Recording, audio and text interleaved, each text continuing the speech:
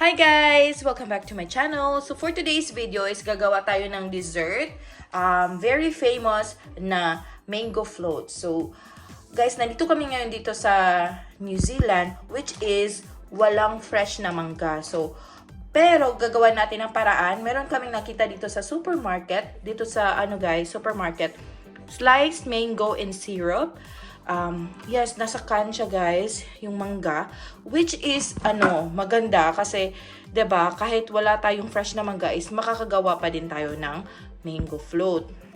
So let's start with the ingredients. So we have here the MY San grahams.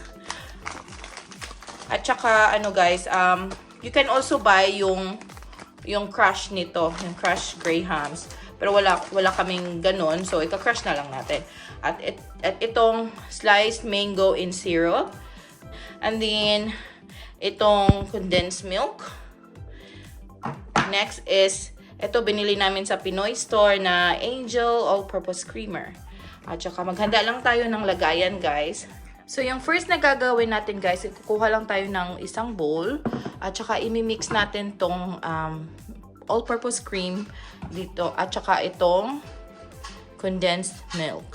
Yan. Pasensya na guys, ang background natin is naglalaro si baby. Yan. Okay, let's start!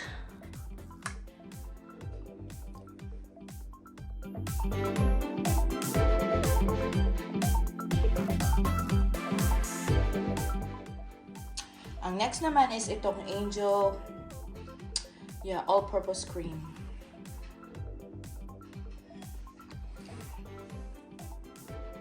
So guys, if you're in the Philippines guys na madaming mangga doon, so yes, you can use the fresh na mango. Pero yun nga, wala kaming fresh na mangga dito. So yun na lang, para-paraan na lang tayo guys, no? So let's mix the all-purpose cream.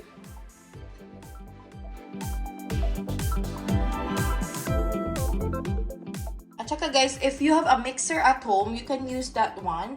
Yung electric mixer, pwede nyo gamitin yon. Pero wala kami dito sa bahay. At saka nawala din yung parang manual na mixer ko. So I'm just gonna use whatever I have here. Ito na lang guys. Imimix lang natin siya.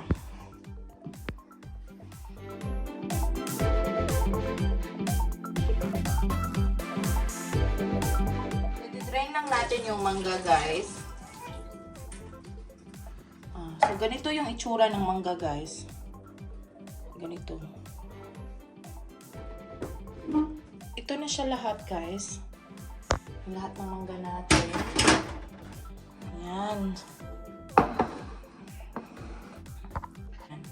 So, nipisan lang natin siya kunti, guys. Yung mangga.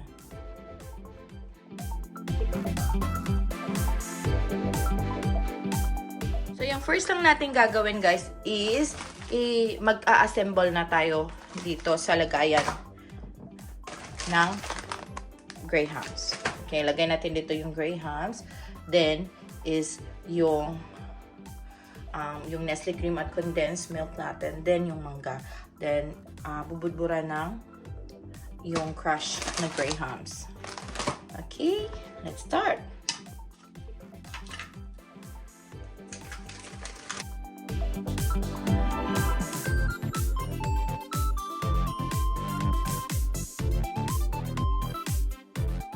So, after nyan guys, is lalagyan na natin ng cream.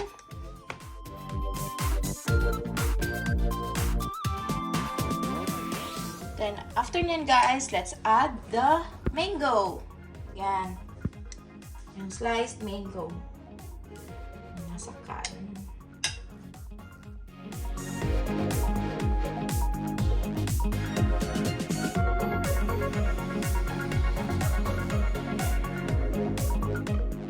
And then, let's add the crushed graham. So, kinrush ko lang to siya, guys. So, yan, let's add.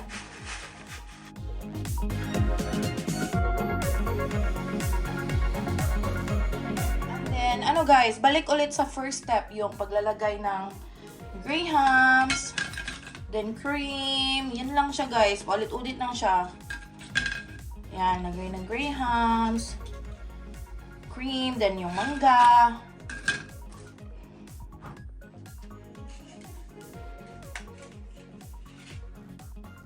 Okay, then yung cream ulit. Lagyan ulit natin ng cream.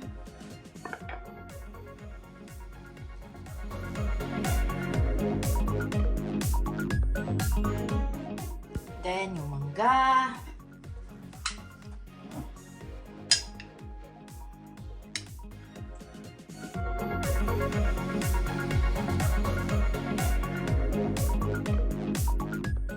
And add again yung crushed grahams.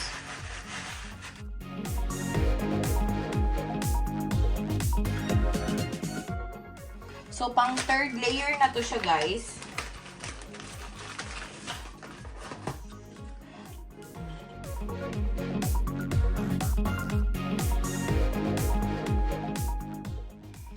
And let's add the cream again.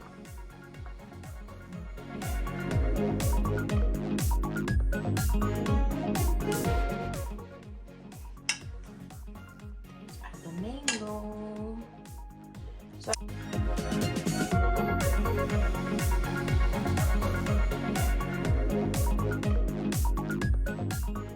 crushed grahams.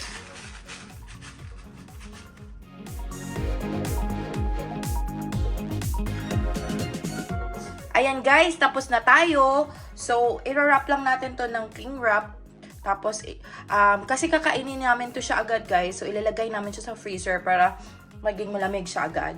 But, if you gonna eat it later or medyo ano pa, pwede nyo siyang ilagay sa chiller. So, ayan guys, natakpan ko na siya ng cling wrap. So, ready na yan. Ilalagay natin sa freezer. So, let's put this in the freezer. Ang bigat niya guys. So, ayan, lagay natin dito sa freezer. Ayan. I'll have a dessert later. Let's cut it, guys.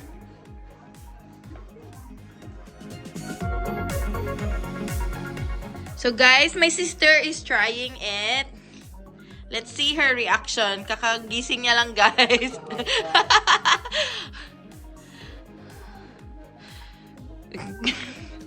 Thank you! Yummy? Maganda. Masarap siya guys kasi kagagaling lang niya ng freezer kasi sobrang ano pa niya, lamig. Sobrang sarap guys. Para siyang ice cream. Siya guys.